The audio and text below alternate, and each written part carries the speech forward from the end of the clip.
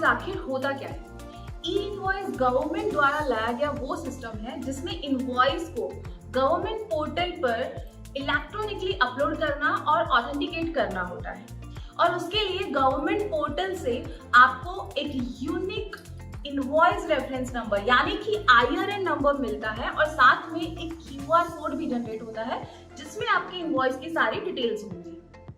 तो सवाल ये है कि आप ई इनवॉइस बनाएंगे कैसे? तो व्यापार ऐप में आपको ये ऑप्शन भी मिलता है, यानी कि एक ही ऐप से आप इनवॉइस, ई इनवॉइस और साथ ही ई वे बिल तीनों जनरेट कर सकते हैं।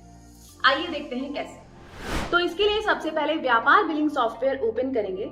अब जब भी आप कोई B2B ट्रांजैक्शन करेंगे, यानी कि किसी ऐसी पार्टी का इनवॉइस बनाने जाएंगे जिसका GST डिटेल्स ऑलरेडी एडेड हो और सेल इनवॉइस यानी ट्रांजैक्शन में इस तरह से टैक्स भी लगा हो, तो नीचे आपको जनरेट ई इनवॉइस बटन का ऑप्शन विजिबल होगा। तो हम इस पर क्लिक कर देंगे। अब यहाँ आपको अपनी लॉगिन डिटेल से लॉगिन करना होगा। अगर आपके पास GSP लॉगिन क्रेडेंशियल्स नहीं है तो आप नीचे इस लिंक पर जाकर देख सकते हैं कि आपको GSP डिटेल्स कैसे बनानी है। लेकिन अगर आपके पास ये डिटेल्स पहले से हैं तो इस तरह से डिटेल्स एंटर कर दें और फिर लॉगिन कर देंगे। तो हम पहुंच जाएंगे ई इनवॉइस की स्क्रीन पर। यहाँ पर आपके इनवॉइस डिटेल्स के बेसिस पर सारी डिटेल्स ऑलरेडी फिल होंगी, जैसे कि seller details, transaction details, buyer details, item details. इसमें से कुछ डिटेल्स मैंडेटरी होंगी और कुछ ऑप्शनल। तो एक बार देख लें कि सभी मैंडेटरी डिटेल्स कंप्लीटली एंटर्ड है या नहीं। अगर है तो आपको हर सेक्शन पर इस तरह से वेरीफाइड का साइन मिलेगा, और अगर नहीं तो फिर आपको इस तरह से अनवेरीफाइड का साइन मिलेगा। तो उस पर जाकर आप डिटेल्स एंटर कर दें। जैसे यहाँ हमने आइटम का HSN कोड नहीं ऐड किया हुआ था तो वो हम एंटर कर देंगे और फिर जनरेट ई इनवॉइस बटन पर क्लिक कर देंगे।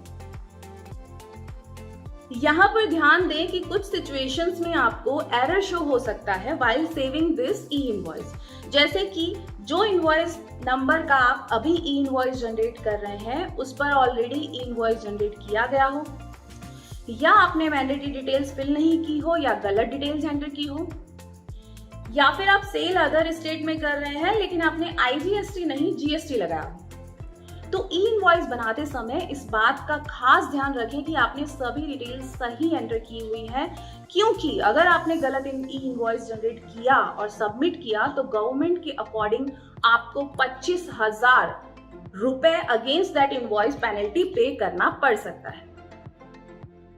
तो आप देख सकते हैं कि हमारा ई इनवॉइस जनरेट हो गया है और इनवॉइस पर नीचे QR कोड के साथ एक यूनिक इनवॉइस रेफरेंस नंबर, जैसा हमने बताया IRN नंबर भी मौजूद है।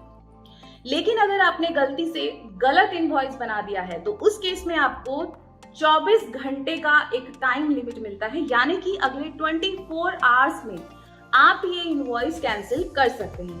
आइए देखते हैं कैसे। तो इसके लिए हम एग्जिस्टिंग इनवॉइस को इस तरह से ओपन कर लेंगे। अब यहाँ पर सबसे जरूरी बात कि आप बनाए गए ई इनवॉइस को एडिट नहीं कर सकते, इसे सिर्फ कैंसिल ही किया जा सकता है। तो इसके लिए यहाँ आपको ई इनवॉइस के नीचे दो ऑप्शंस मिलेंगे। एक व्यू इनवॉइस, यानी यहाँ पर क्लिक करके आप गवर्नमेंट के स्टैंडर्ड फॉर्मेट में इनवॉइस देख सकते हैं, जो कि कुछ इस तरह से दिखाई देगा। और दूसरा कैंसिल, यानी जहां पर क्लिक कर आप ये ई इनवॉइस कैंसिल कर सकते हैं। और साथ ही अब आप यहां से ई वे बिल भी बना सकते हैं।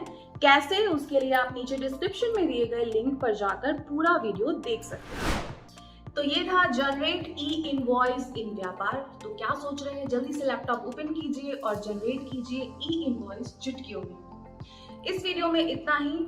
हम मिलेंगे आपसे अगले वीडियो में एक नए अपडेट के साथ। तब तक के लिए इस वीडियो को लाइक कीजिए, ज्यादा से ज्यादा शेयर कीजिए और चैनल को सब्सक्राइब कर बेल आइकन कर ऑल पर सेट करना बिल्कुल ना भूलें, तभी तो आपको हमारी वीडियो टाइम पर मिलेगी।